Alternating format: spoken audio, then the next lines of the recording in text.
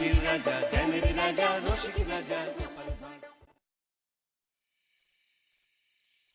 আগামীকাল মহারাজকে তার জন্মদিনের প্রথম শুভেচ্ছা বার্তা আমি জানাব। মহারাজ ঘুম থেকে উঠে যেন আমার শুভেচ্ছা বার্তাটা প্রথম শোনেন। বাকি রাত আমি মহারাজের দরজার সামনেই গোলাপ হাতে ঘুমিয়ে থাকবো। মহারাজের গলা পেলে তবেই চোখ খুলবো।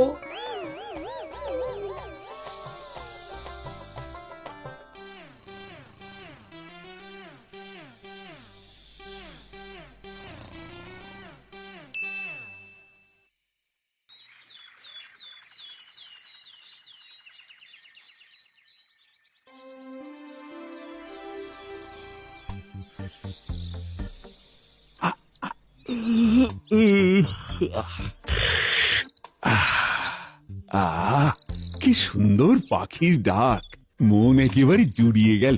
না, এবার উঠে সকালের প্রকৃতি দেখি। কি গোপাল, দাঁড়িয়ে দাঁড়িয়ে চোখ বুজে ঘুমোচ্ছ কেন? না না মহারাজ, আমি দাঁড়িয়ে দাঁড়িয়ে ঘুমোইনি, আমি ওই চোখ বুজে দাঁড়িয়েছিলাম। তার কারণ আমি এই পুণ্য দিনটাতে আপনার মুখ দেখে আমার দিন শুরু করতে চাইছি। আমার সারাটা দিন যেন ভালো যায় মহারাজ। আজ আবার কিসের পুণ্যদিন? শুভ জন্মদিন মহারাজ। ও, আজ আমার জন্মদিন? এই দেখো, আমি জানি না আজ আমার জন্মদিন। হ্যাঁ, সবাই জানে মহারাজ যে আপনার আজ জন্মদিন। বাবা গোপাল, এত সকালে? ওই একটি উদ্দেশ্য রানীমা, মহারাজকে জন্মদিনে প্রথম শুভেচ্ছা জানানোর জন্যই এত সকালে এসেছি। তার সাথে এই সকালে আপনাকেও প্রাতঃ প্রণাম জানাই। দেখলেন মহারাজ, গোপাল আপনাকে কত ভালোবাসে। এটা ঠিক বলেছ, গোপাল আমায় খুব ভালোবাসে। মহারাজ আর আমার রানীমা, আপনারা দুজন আমার আদর্শ, এই গোটা কৃষ্ণনগরের অত্যন্ত শ্রদ্ধার। তাই আজ আমার এক কাজে দুই কাজ হয়ে গেল। এবার আমি আসি। আরে এত সকালে এসেছো, শুধু মুখে তো যেতে দেব না। আমি তো শুধু মুখে যাচ্ছি না রানীমা, আপনাদের দুজনের এত সুন্দর হাসি মুখ আর মধুর ব্যবহার মন ভরে নিয়ে যাচ্ছি। আবার তেক্ষুনি আসবো। গোপালের সাথে কথায় পারা সম্ভব নয়। ঠিক আছে গোপাল, এখনকার মতো তুমি এসো। প্রণাম মহারাজ। প্রণাম রানীমা।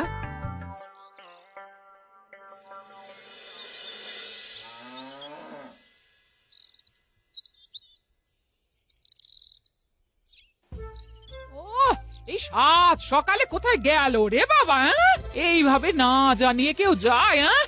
কোথায় গেল, কোথায় গেল, কোথায় গেল রে বাবা? এসে গেছি, এসে গেছি, একদম চিন্তা করো না। এই এত সকালে গিয়েছি রে কোথায়? মহারাজ দর্শনে। শুধু মহারাজ কেন, সাথে রানীমা। কি এমন প্রয়োজন ছিল শুনি যে কাউকে কিছু না জানিয়ে, এমন কি আমাকে না জানিয়ে দরজা খোলা রেখে চলে গেলে?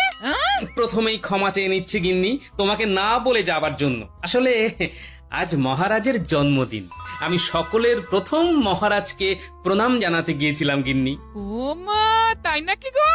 আজ মহারাজের জন্মদিন। মহারাজ তোমাকে দেখে খুব খুশি হয়েছেন বলো? খুব খুশি হয়েছেন।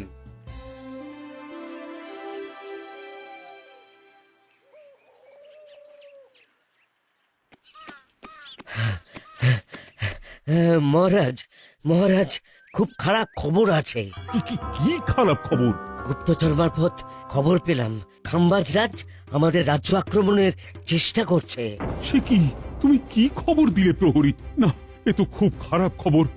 ঠিক আছে, তুমি এক কাজ করো, অনতি বিলম্বে আমার সব সভাসদদের বিশেষ অধিবেশনে ডাকো। আমি এক্ষুনি সভা শুরু করতে চাই।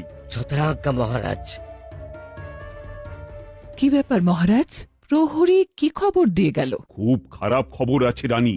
গুপ্তচর মারফত খবর পেয়ে প্রহরী আমাকে জানিয়ে গেল যে খাম্বাজ রাজ আমাদের রাজ্য আক্রমণ করবার পরিকল্পনা করছে। মা, এ কি অলক্ষণের খবর?